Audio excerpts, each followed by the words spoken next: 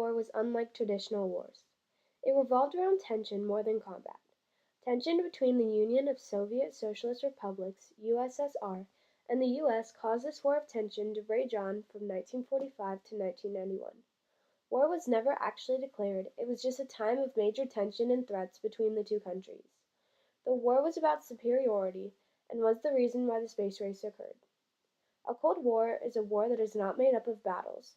Many speculate that the war might have started in 1946 when Winston Churchill described an iron curtain between the East and the West.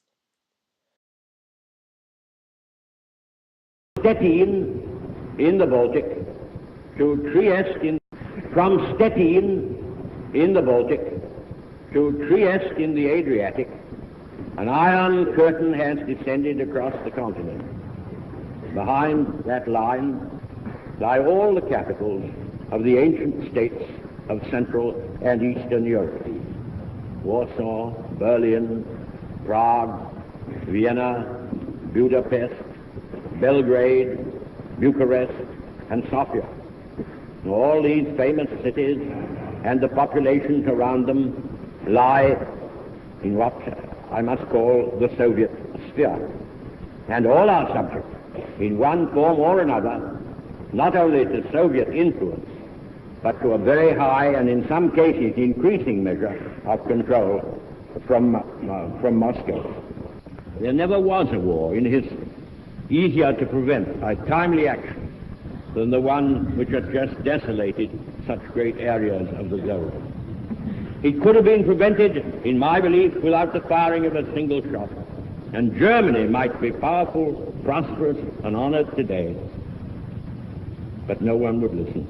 And one by one we were all sucked into the awful whirlpool. And surely, ladies and gentlemen, I put it to you, surely we must not let that happen again. Other causes of this war were that Americans were hostile towards the communist state and refused recognition to the USSR for 16 years. Another cause was that Joseph Stalin, the leader of the Soviet Communist Party, blamed the Americans and British for the 20 million Russian citizens' deaths during World War II. He believed that if the Brits and Americans had opened up a front faster, that there would have been less deaths. The Americans also stopped land lease aid before the war was completed, which angered the Russians. Although the biggest reason that the Cold War started is because the Russians believed in communism.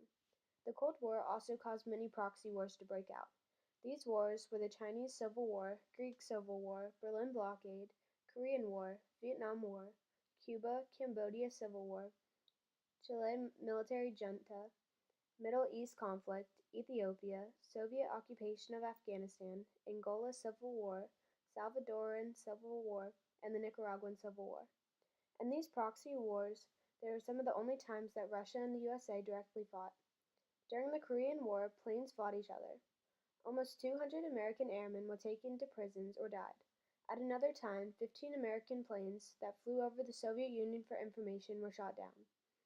A prominent symbol of the Cold War was the Berlin Wall. On August 13, 1961, the communist government in Germany began to build a large wall built of concrete and barbed wire. The wall separated East and West Berlin.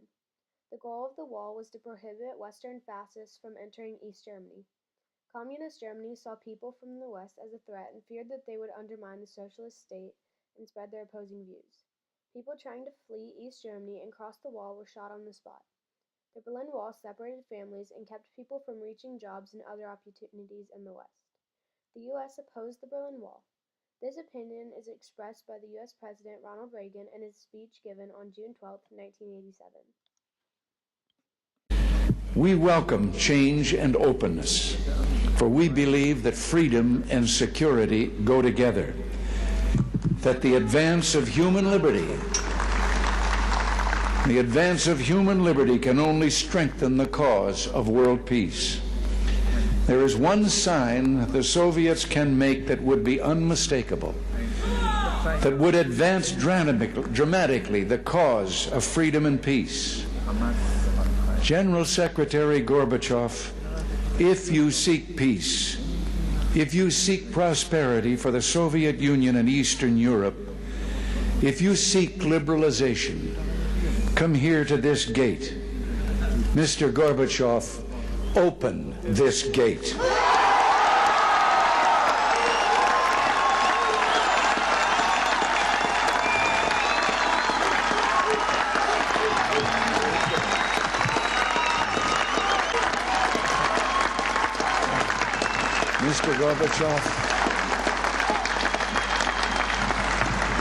Mr. Gorbachev, tear down this wall.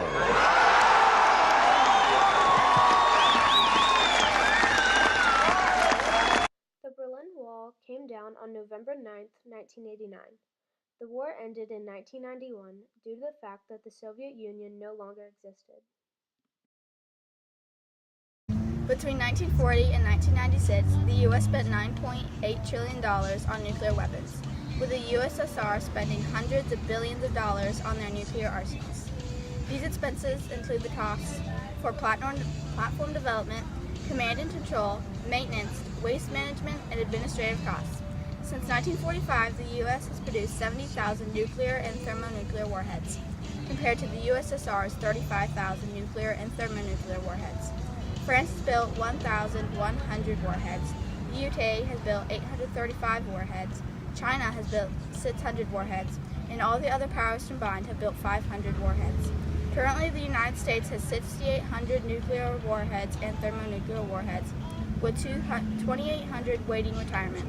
Of those 6,800 warheads, 1,411 are deployed on ICBMs, SLBMs, and strategic bombers. At the United States peak stock, the U.S. had 31,255 nuclear and thermonuclear warheads. This was in 1967. At one point in time, there were enough warheads in the world to kill humanity 690 times over. The Soviet Union exploded their first atomic bomb in 1949. The U.S. Air Force responded with action by putting into service the giant B-36 bomber, designed to carry thermonuclear weapons. The B-36 was the first long-range bomber with a range of 6,000 miles and a capacity of 72,000 pounds.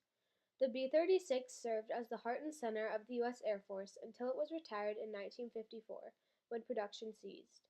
The need for nuclear weapons delivered by long-range bombers meant for the Air Force would play a decisive role in the Cold War.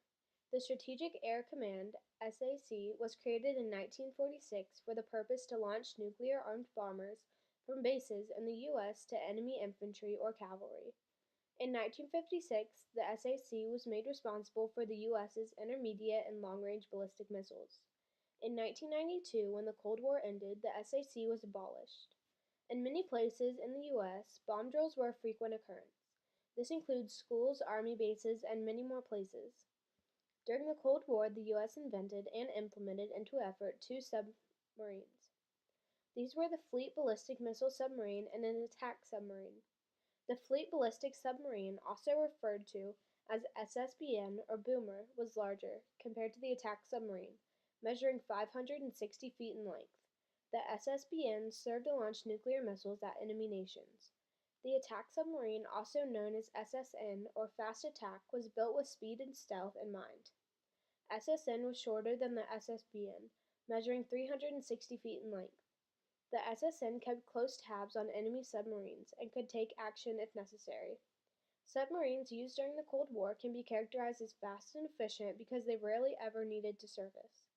Nuclear-powered submarines played a large role in the Cold War because they served as ballistic missile launch platforms. During the Cold War, the U.S. invested tremendous amounts of money into submarine technology. In 1996, the U.S. spent $2 trillion on strategic nuclear forces. Submarines and weapons needed on board took up much of the U.S.'s budget. $320.5 billion for the ballistic missile submarine program, $97 billion for missiles, $46 billion for submarines, and $220 billion for attack submarines. Ballistic missiles used during the Cold War were the most powerful and far-reaching weapons the submarines carried. Submarines were produced and designed to be able to deploy weapons with little notice and be extremely accurate in regards to hitting their target or objective. Also, it was necessary the submarines be designed to operate quietly and swiftly to avoid detection for extended periods of time at very deep depths. One of the main missions of the Cold War submarines were to detect and destroy enemy submarines at the first sign of a missile launch, meaning weapons on board had to be ready to be put into action at any time. Early Soviet Union submarines struggled to compete with those of the U.S. Later, though, Soviets acquired German submarine types toward the end of the war. Despite this, U.S. submarines were still superior to Soviets.